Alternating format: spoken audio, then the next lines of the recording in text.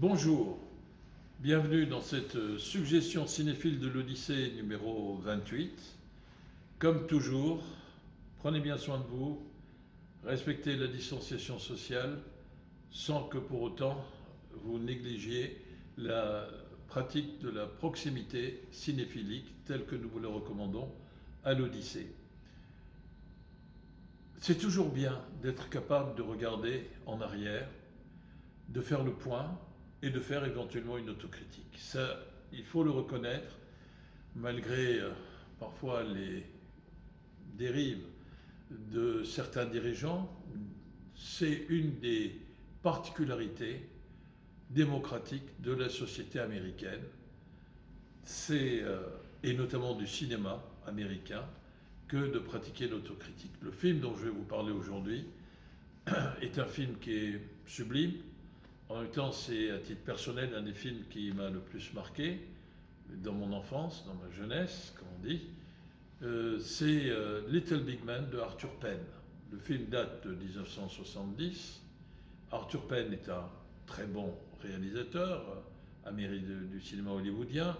Il a déjà fait en 1958 Le Gaucher, il a tourné en 62 Miracle en Alabama, qu'on a montré à l'Odyssée. Il a fait Bonnie and Clyde, il a fait La Poursuite infernale, et il fera beaucoup d'autres films encore après.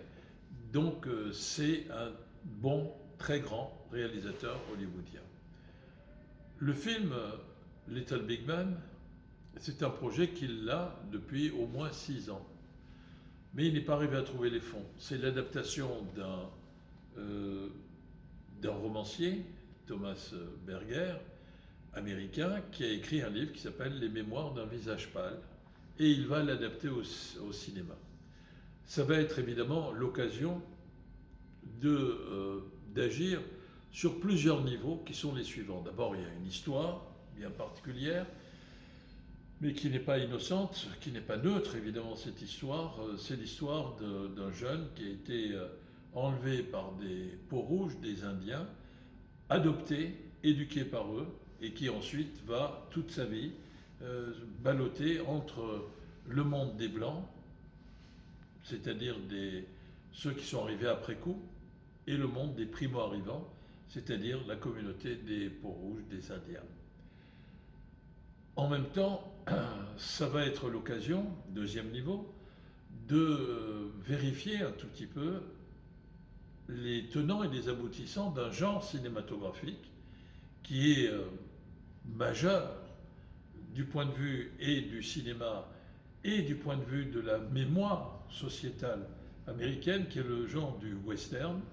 Et enfin, ça va être l'occasion de situer l'action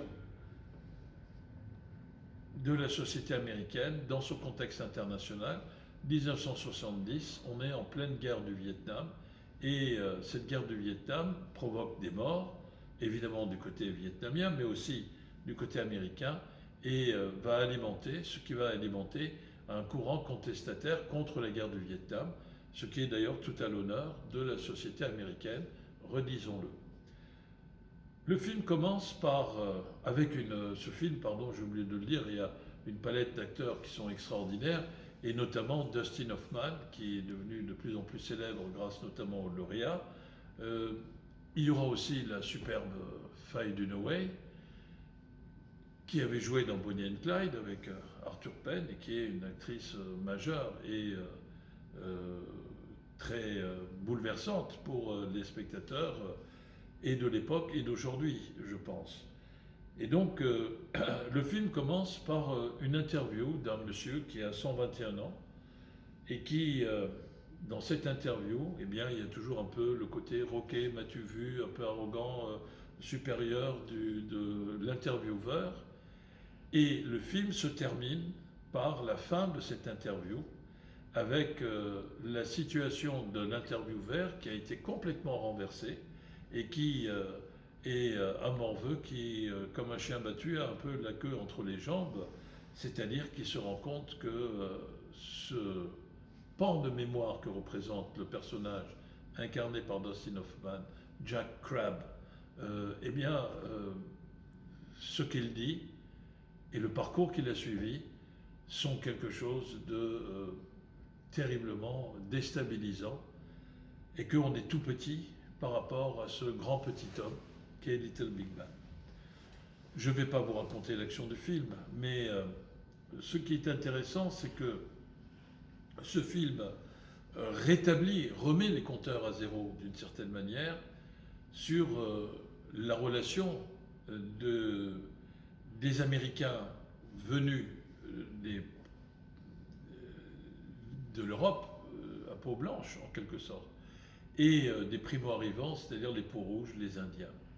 Et on voit que, en réalité, c'est à coup de massacre qu'un territoire, une frontière a été sans cesse élargie, puisque Western, c'est la poursuite du recul de la frontière le plus à l'ouest possible, jusqu'à parvenir à l'océan Pacifique. Et c'est un bilan qui est fait sans concession. Il y a en même temps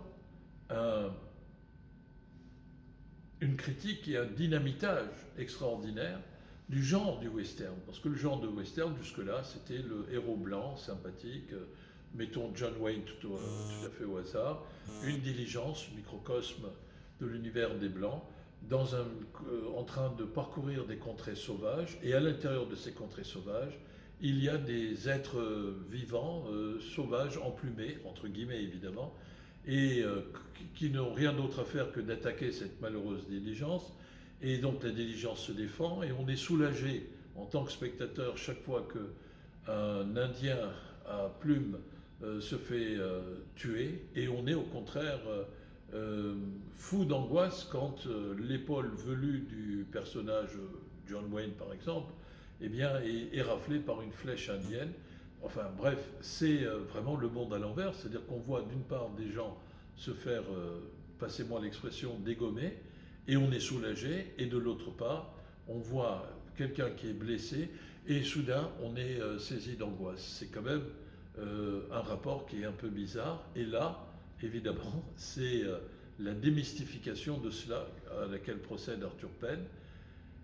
Et en même temps, il y a dans ce film une scène qui est une des scènes centrales, où en moins de 2 minutes, et en moins de 1 minute 20 pour être précis, et en l'espace de 110 ou 115 plans, eh bien, on décortique le schéma, les codes de représentation de la circulation d'une diligence et de son attaque par des peaux rouges. Et c'est un moment qui est absolument éblouissant, et un montage qui est absolument d'anthologie, évidemment. Donc rien que pour ça, le film mérite d'être vu. Mais en même temps, le film est d'une grande humanité, parce qu'il montre que celui qu'on a tendance à désigner comme l'alien, comme l'autre, comme le sauvage, objectivement extérieur, à jamais, constitutionnellement inférieur et étranger à nous, eh bien, est un être humain qui a peut-être d'autres codes culturels, mais qui a une expérience et peut-être une sagesse qui, sinon, si elle est supérieure, enfin meilleure que celle de l'homme blanc, à tout le moins mérite d'être respectée, considérée, estimée. Il y a enfin le lien qui est fait avec la guerre du Vietnam, et c'est la fameuse scène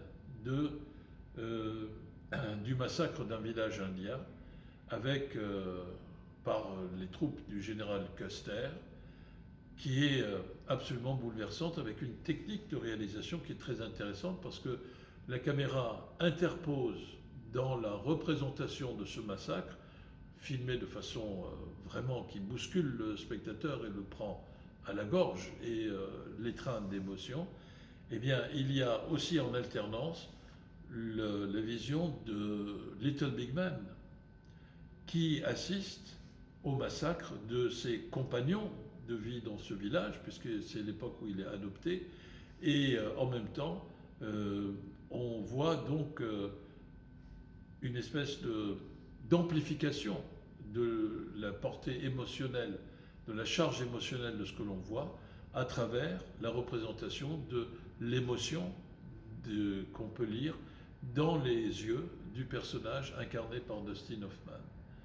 Enfin, puisque je parle de Custer, Et il y a aussi toute une critique ironique de la situation de l'homme blanc, c'est-à-dire à la fois de l'homme et de la femme. Custer est l'incarnation de la vanité arrogante, stupide, imbécile et criminelle d'une certaine mentalité. Et quant au personnage de Faye Dunaway, on la voit sous deux visages qui sont que les deux faces d'une même médaille. D'une part, la femme d'un pasteur évangélique, ce qui ne l'empêche pas, tout en préconisant la vertu, de faire une séance de massage de bain au jeune John Crabbe, incarné par Dustin Hoffman. Et ensuite, on la retrouve entraîneuse dans un saloon et donc devenue femme aux mœurs plus que légères. C'est aussi tout un parcours initiatique pour ce personnage de John Crabbe qui passe d'un côté dans le monde blanc et de l'autre dans le monde des Indiens, qui sont aussi montrés avec sagesse mais aussi avec une pointe d'ironie. C'est un film qui est plein d'humanité, plein d'émotions, un chef-d'œuvre à voir ou à revoir. Little Big Man d'Arthur Penn. Bon visionnement et à très bientôt. Merci, au revoir.